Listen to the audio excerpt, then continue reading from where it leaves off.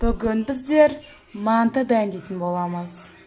Сразу біз мантыны дайындау үшін ет пенен тоңмайды алып алдық. Осылай тоңмайды жақсылап езіп атқан болатынбыз. Сосын ет пенен тоңмайды араластыратын боламыз. Сосын мен есе осылайша қамырға кірісіп кеттім. Біздің қамырымыз 4 суала болып шықты. Әрине анашым маған көмектескен болатын. Осылайша еттерді жасап отырды анашым.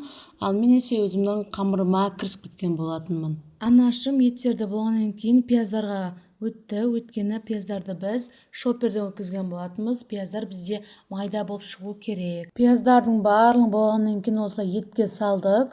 Конечно же, оның үстіне осындай қара бұрыш, қызыл бұрышты салатын боламыз. Негізі достар, біз ащыны қатты жаман көреміз, бірақ ол жерде мантыны кішкене болсын дәмі шығу үшін осылайша бізде қызыл бұрыш, қара бұрыш салынған болатын. Сосын барлығын былғаған болатынбыз. Ал мен есе өзімнің 4 суала қамырымды жайып отырдым.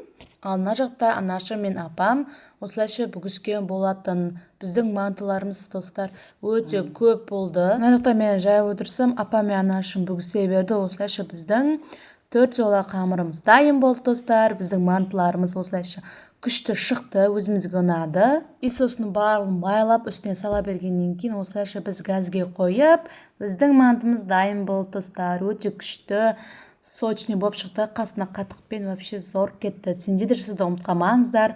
Оспанова каналына тіркеліңіздер.